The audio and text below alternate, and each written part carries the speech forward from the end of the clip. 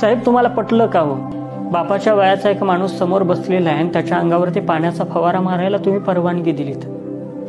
साहेब लाखोच्या संख्येने शेतकरी एकत्र आला, ट्रॅक्टर आहे, गाड्या सगळं घेऊन दिल्लीकडे आला, पण बॅरिकेड्स लावून त्याला अडवण्यात आलं।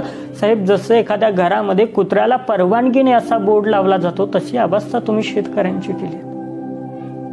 या देशाला कृषी प्रधान देश असं म्हणतात साहेब। हा निर्णय घेताना एकदा तुम्हाला आठवण झाली नाही का? शेतकरी एकत्र आला, भलेही तो कसा आला काय आला माहिती नाही, तो योग्य आहे तो चूक आहे तो बरोबर आहे या गोष्टी अजिबात इथं महत्वाच्या नाही आहेत। पण कृषी प्रधान देशात ज्या शेतकऱ्यांसाठी कायदे केले ते शेतकऱ्यांना मान्य नाही आहेत आणि सरळ त्या शेतकऱ्यांना मान्य नाहीत तर केंद्र सरकारने हे कायदे पाठीमागे घेतले पाहिजेत। शेतकऱ्यांनाच मान्य नाही, कायदा जनतेसाठी असतो, जनता कायद्यासाठी नसते साहेब।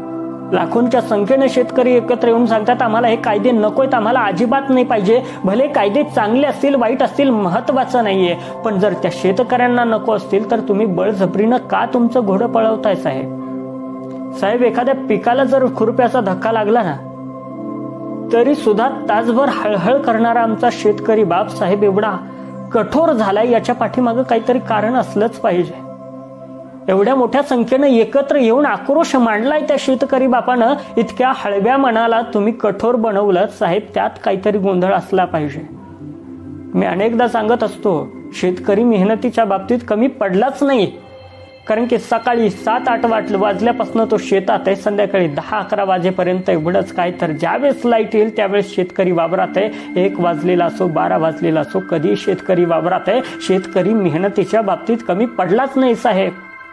साहेब कमी पडलीत आपली धोरणं, मला बाकी काहीच म्हणायचं नाही, पण साहेब शेतकऱ्यांशी तुम्ही वागलात ते चुकीचं वागलात। बाकी काही नाही, पण शेताला लावलेल्या कुंपणावरती भरवसा असतो की हे कुंपण शेताचं रक्षण करेल, पण त्या कुंपणानं जर शेत खायला सुरुवात केली ना तर साहेब काहीच हातात शिल्लक राहणार नाही। त्यामुळं आता तरी जागं व्हा।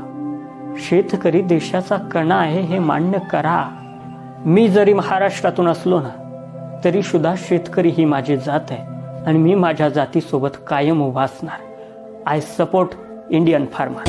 नाही हटला कधी मागे फिरला कधी